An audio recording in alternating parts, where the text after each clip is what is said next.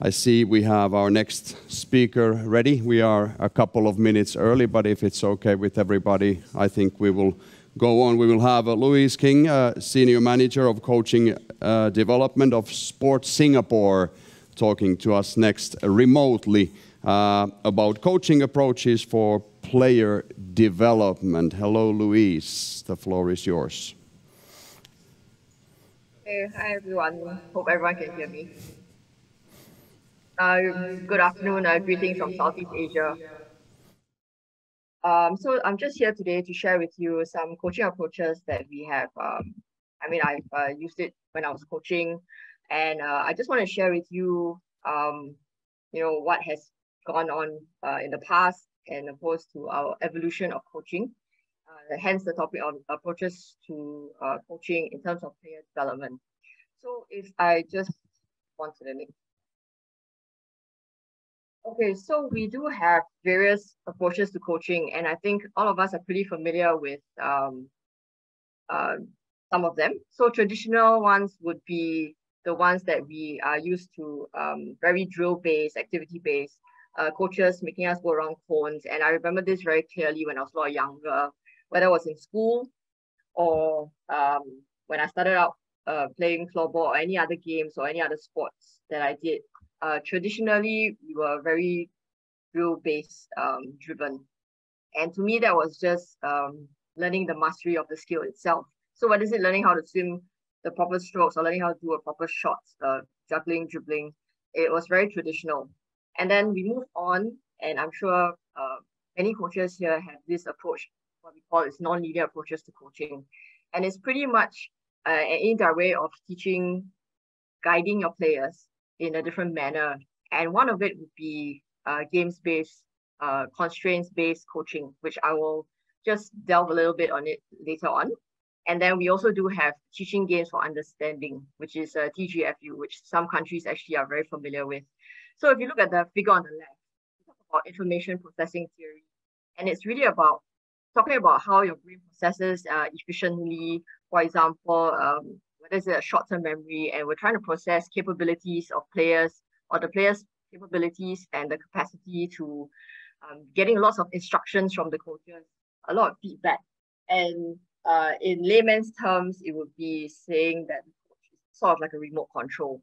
And when I first started playing floorball, that's pretty much how it was like, because I was new to the game, and I guess all my teammates were as well. So in order for us to learn the game in certain manner, I felt that we were a bit like a remote control. So if the coach tells you go left, you go left, you go right, you go right. But any other thing that goes beyond that, you really have to think on the spot, which I feel as a coach, we need to encourage our players to become more thinking players, to be able to decide for themselves in various situations they are faced with. So if you move on to the dynamical systems theory, it is more, let's say it's for elite performance, there's a high level of, players learn to process the information that is very specific, and it's the rich information that they get is because of their skills acquisition.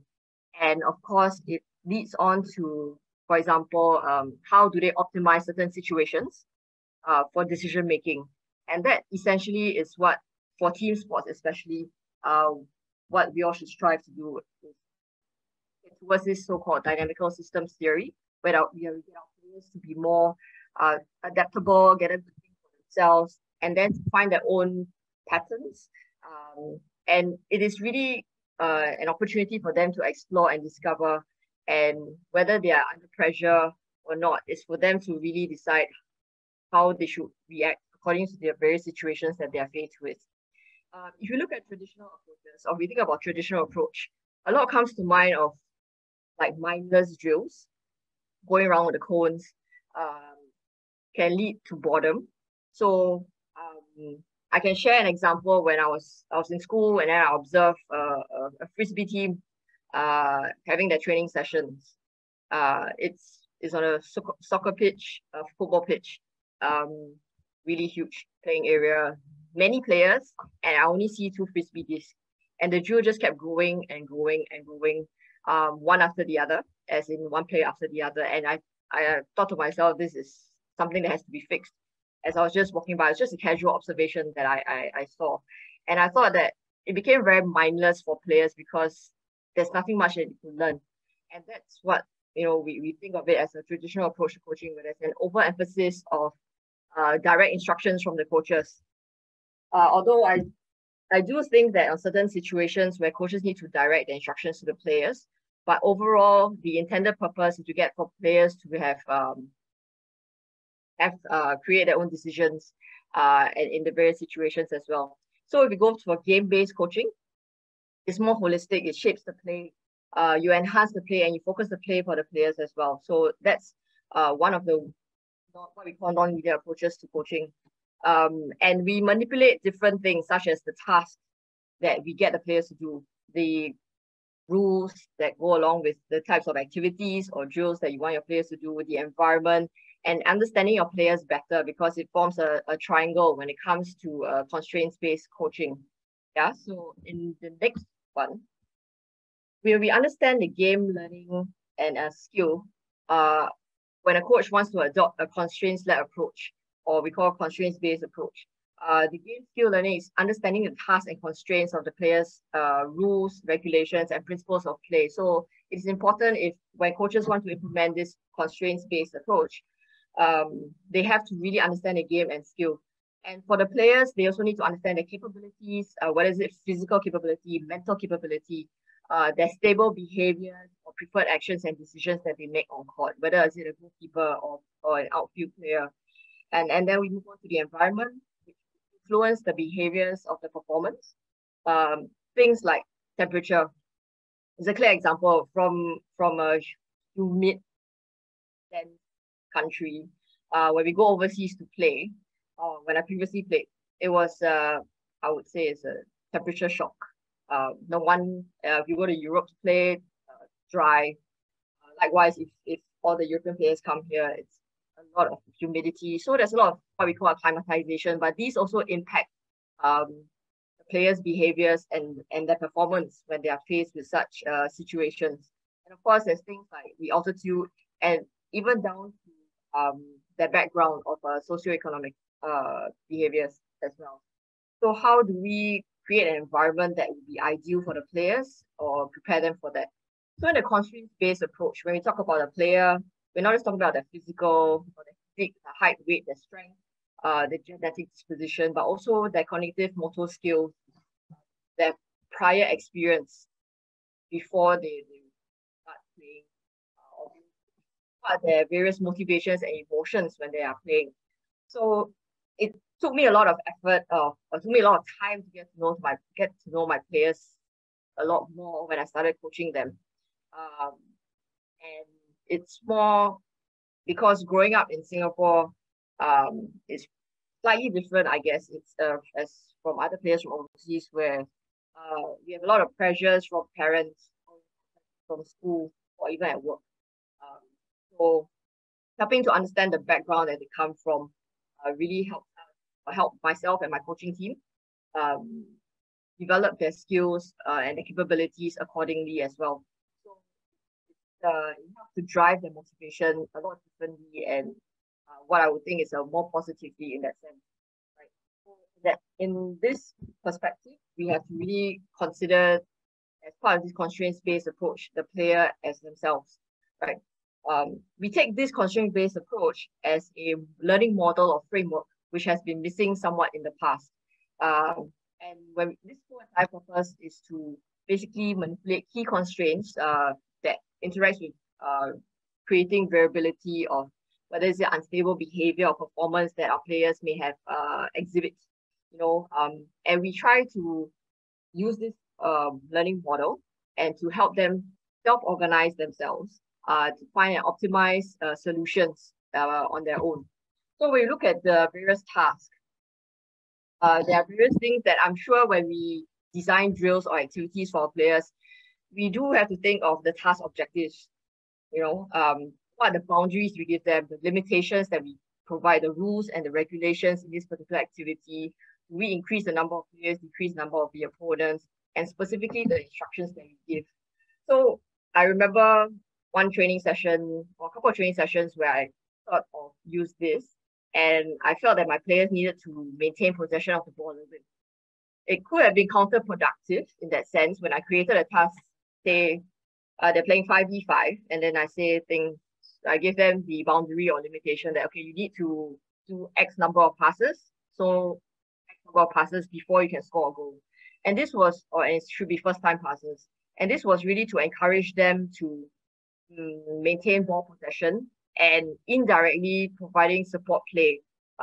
Whether they are forming a triangle on a 2v1 situation, every little situation that they have on court is to progress on to score a goal. But there can come a point where we try to manipulate the task too much or the rules and regulations too much that it may not serve the purpose of the game. So at that point in time, my whole thought was to just try to help them maintain possession because we were struggling to maintain possession when especially under pressure. So if you use that as an example, and or you manipulate the rules or the task, you can even go to the extent of one team has to counter-attack within 10 seconds and the other team has to score within a certain amount of time. So that is creating and manipulating the task that you have for your players in the various activities. The counter-attack situation, 3v1, 3v2, 5v3. You are creating this entire situation which mimics the game itself. And it is really to help players, couple themselves with the environment and try to create a representative learning design for them to for performance environment where they have to use their skills and thinking on the spot as well.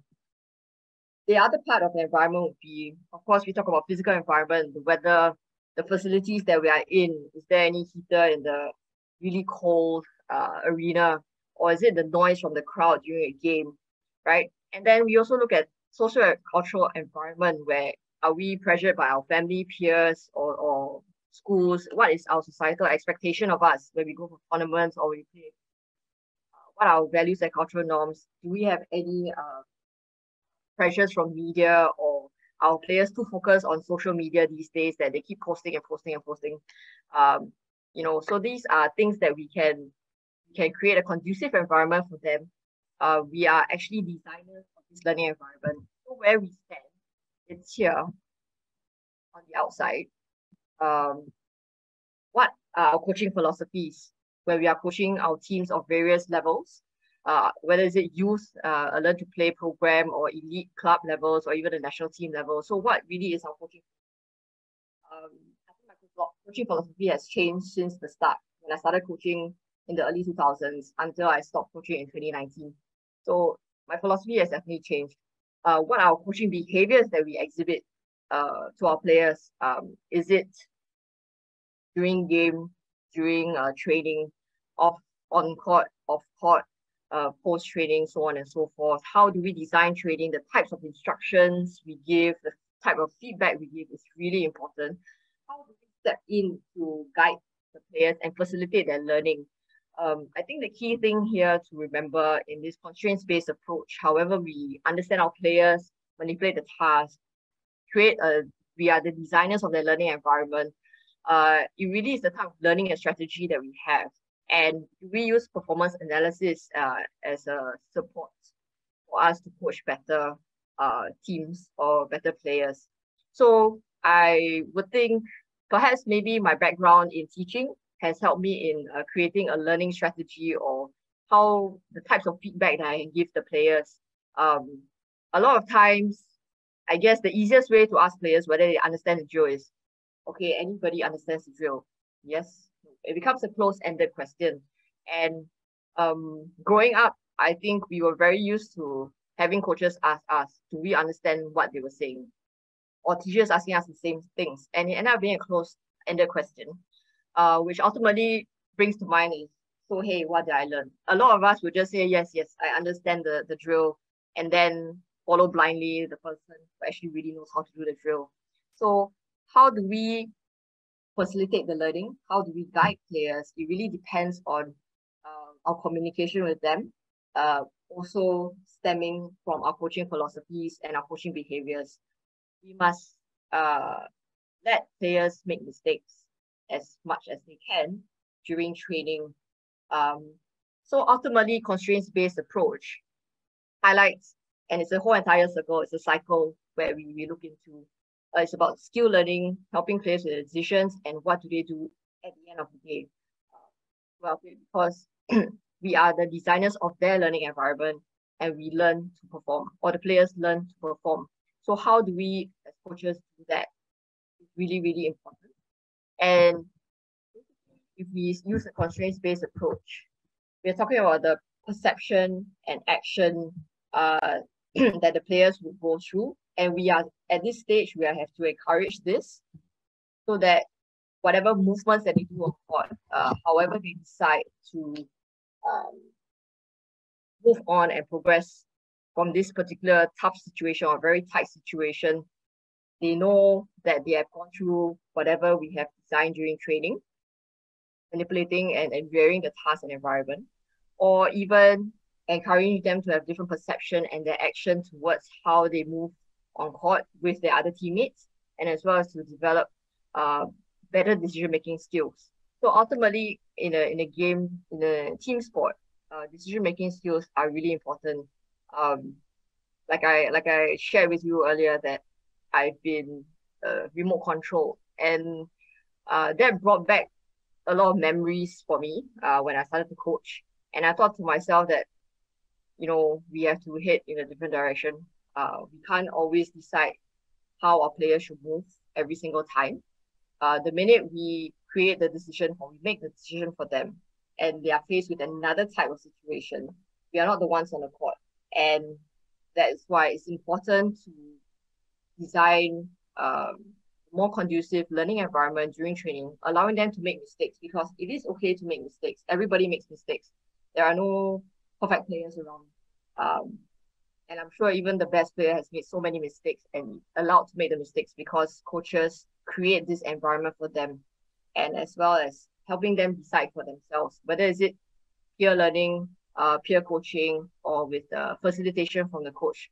So when I was coaching the national team, I pretty much was quite silent on the side. And I don't know if that was a good thing or a bad thing when I was on the bench. But during training sessions, I allow my players to make various decisions on their own. So they talk on their lines a lot. They design their own free hits with some guidance from the coaching team when it's time to practice their free hits or their set pieces. But of course, we need to, as coaches, we need to balance, when do we have to be more instructional and when do we provide the guidance and facilitation for them to learn. So it has to come with a balance. And I believe that it comes and it stems from your philosophy as a coach in this particular environment. So having said that, so this particular area here is what we need to encourage. We need to help them have different kinds of perception and help them act on it and learn to make mistakes. So what role should a coach play in this whole entire so-called scheme of things? We are an interdisciplinarian, okay, where we should help identify and understand constraints on each particular player. And we must also, with the knowledge of a game and the skills that we have, we can manipulate information where players can search for solutions.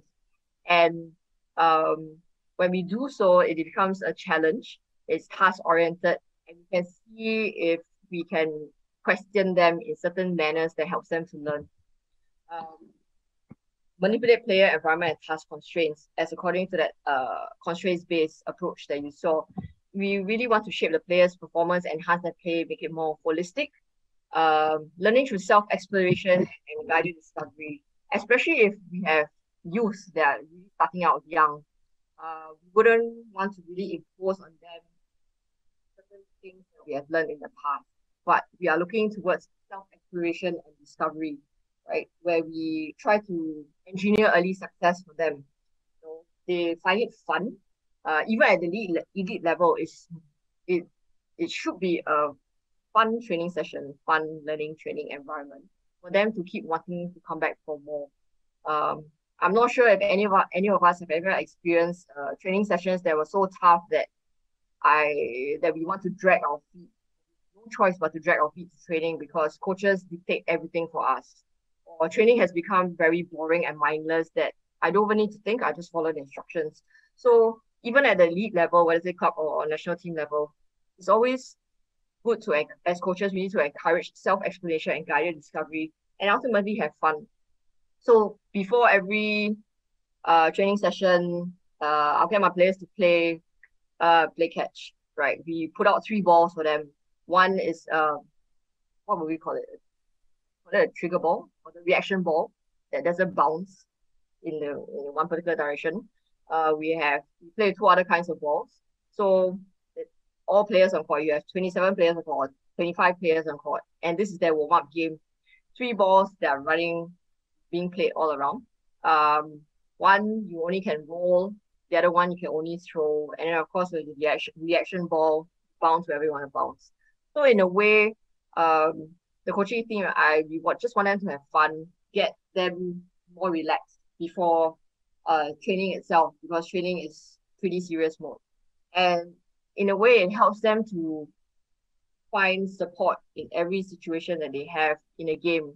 I could be next to a person with the ball that's required to be bounced or thrown, and then versus the one is to be rolled. So where do I defend? How do I defend? Is it my opportunity to score a goal? And ultimately, is to have fun. So in that sense, as coaches, we modify. So every practice should look something like in a game or a modification of it. And when we do so, we provide a challenge. So you modify it, you challenge it, it's a task constraint or task goal. So we can play around the defense.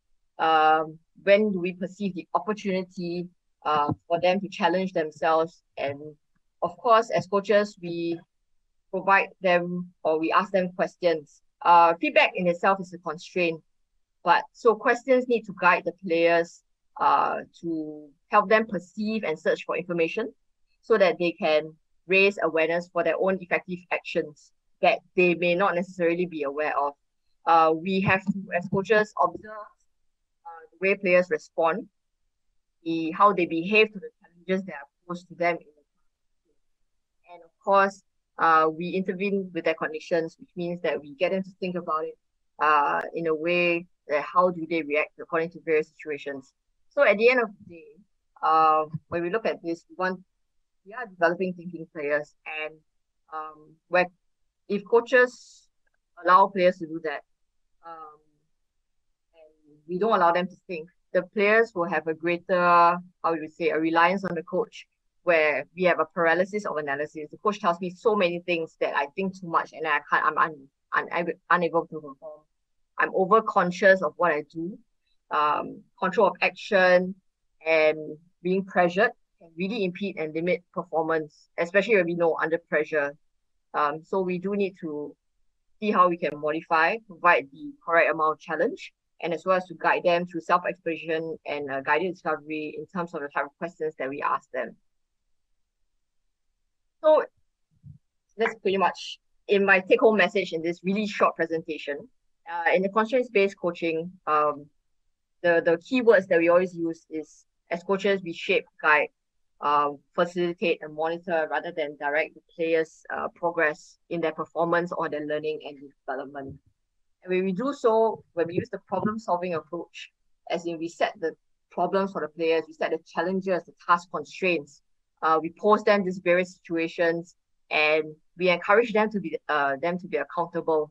So in this sense, when we talk about accountable, it's more like self-reliant or self-regulating in, let's say, like the self-determination theory, where if players are unhappy and things don't work out, they are immersed in their own thinking, in their own regulation to solve their own problems.